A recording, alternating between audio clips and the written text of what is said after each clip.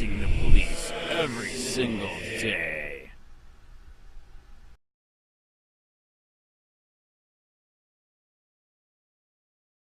Government can spy on journalists in the U.S. using invasive foreign intelligence process. Courier. September 17, 2018, 11:43 a.m. The U.S. government can monitor journalists under a foreign intelligence law that allows invasive spying and operates outside the traditional court system, according to newly released documents. Targeting members of the press under the law, known as the Foreign Intelligence Surveillance Act, requires approval from the Justice Department's highest-ranking officials, the documents show. In two 2015 memos for the FBI, the Attorney General spells out procedures for processing Foreign Intelligence Surveillance Act applications targeting known media entities or known members of the media. The guidelines say the Attorney General, the Deputy Attorney General, or their delegate must sign off before the Bureau can bring an application to the secretive panel of judges that approves monitoring under the 1978 Act, which governs intelligence-related wiretapping and other surveillance carried out domestically and against U.S. persons abroad. The high level of supervision points to the controversy around targeting members of the media at all. Prior to the release of these documents, little was known about the use of FISA court orders against journalists. Previous attention had been focused on the use of national security letters against members of the press. The letters are administrative orders with which the FBI can obtain certain phone and financial records without a judge's oversight. FISA court orders can authorize much more invasive searches and collection, including the content of communications, and do so through hearings conducted in secret and outside the sort of adversarial judicial process that allows journalists and other targets of regular criminal warrants to eventually challenge their validity. This is a huge surprise, said Victoria Baranetsky, General Counsel with the Center for Investigative Reporting, previously of Reporters Committee for the Freedom of the Press. It makes me wonder, what other rules are out there, and how have these rules been applied? The next step is figuring out how this has been used. This is a huge surprise.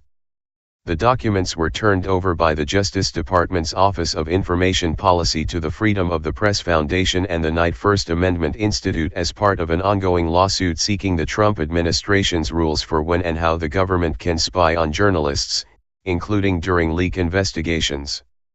Freedom of the Press and Knight shared the documents with The Intercept. First Look Media, The Intercept's parent company, provides funding for both organizations, and multiple Intercept staffers serve on the board of Freedom of the Press Foundation. The memos discussing FISA are dated in early 2015, and both are directed at the FBI's National Security Division. The documents are on the same subject and outline some of the same steps for FISA approvals, but one is unclassified and mostly unredacted, while the other is marked secret and largely redacted.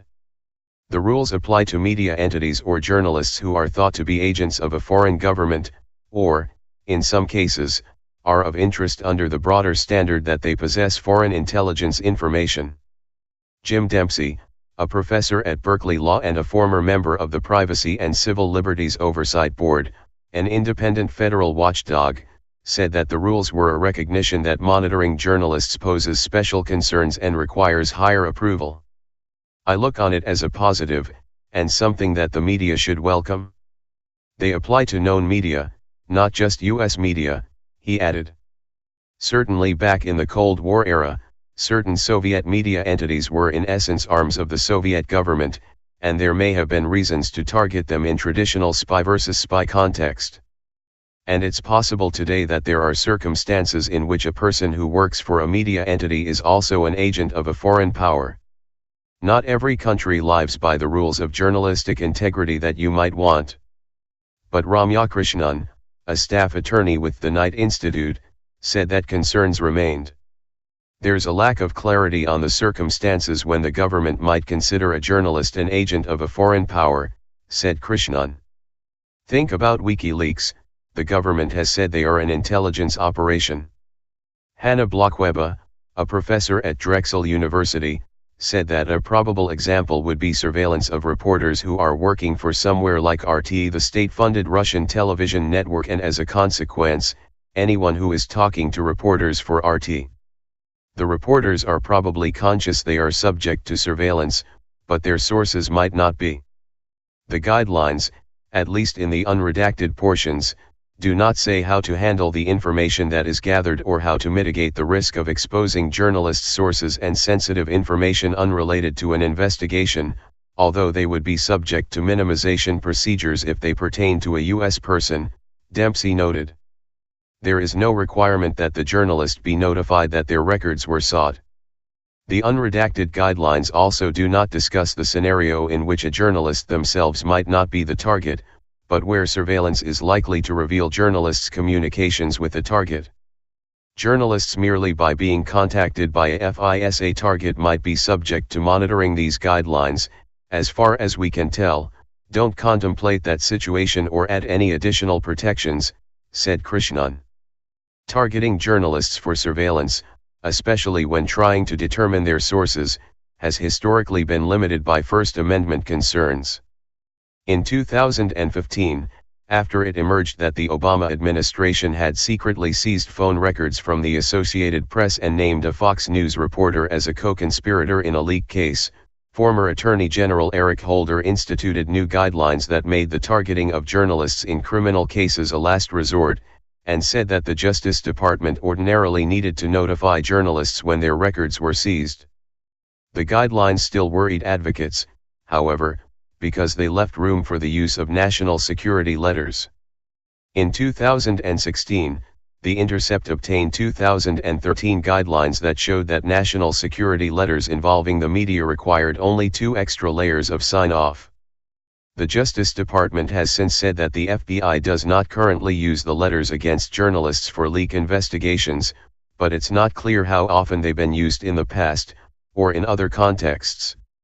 Journalists merely by being contacted by a FISA target might be subject to monitoring.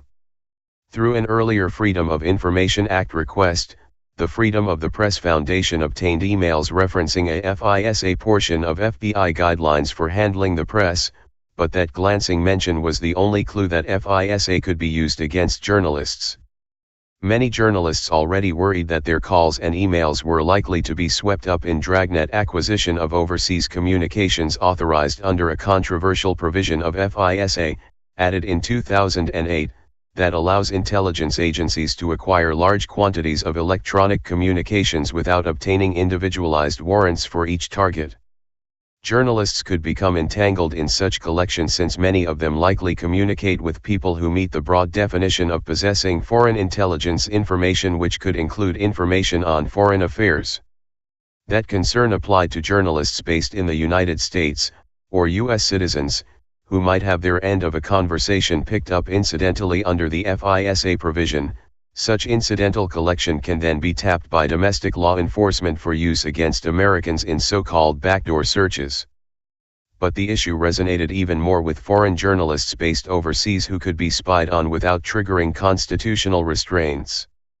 The 2015 memos, however, contemplate a scenario in which a journalist or media entity is specifically targeted for surveillance under various provisions of the Act, either in the U.S. or as a U.S. person abroad. There are no publicly reported instances of FISA being used in this way.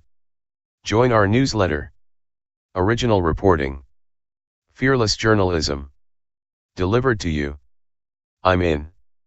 In their lawsuit for these documents, filed last November, press freedom groups expressed concern that the Trump administration may have jettisoned or loosened rules for investigating journalists, given the President and Attorney General Jeff Sessions' regularly expressed vitriol for the media and avowed interest in tracking down leakers, albeit those who in many cases do not appear to be disclosing classified information or otherwise violating the law.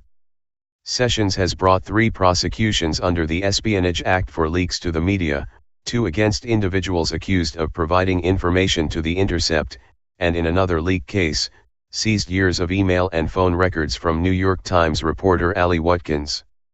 That instance has elevated concerns that the administration is more aggressively going after reporters, even as the Justice Department maintains that the Holder guidelines are still in place.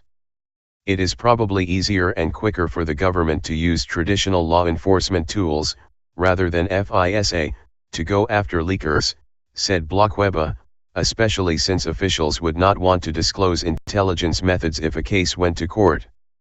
One concern would be evidence laundering, she said. They could learn something about a journalist's source and then they go back and use ordinary methods to get the same information.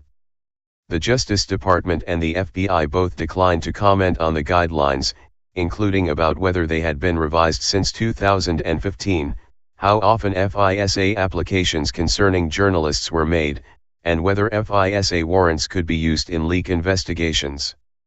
Correction, September 17, 2018, 4:25 p.m.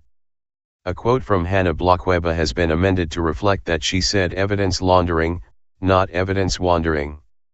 Top photo, journalists filmed during a South Africa training session at the Surrey Sports Park on October 28, 2015, in Guildford, England. Police use who may want to retaliate against him physically. Hey Charlotte County, this is Charlotte County COPWATCH, and I just wanted you to know that I am using this stuff under fair use. And also remember to like and subscribe this channel. Also too, keep in mind I do not make any money on YouTube. This is 5 hours work a day, you know, fighting for freedom. And you can donate with PayPal and Patreon. I just want you to think about this. If everybody gives to PayPal and Patreon, Patreon is every month. Actually, PayPal you can do every month. I have 12,000 subscribers. If everybody gives, I can quit my regular job and go full-time investigations on Charlotte County and possibly even more and beyond. So just keep that in mind. If everybody helps out, I can go full-time doing this. Thanks.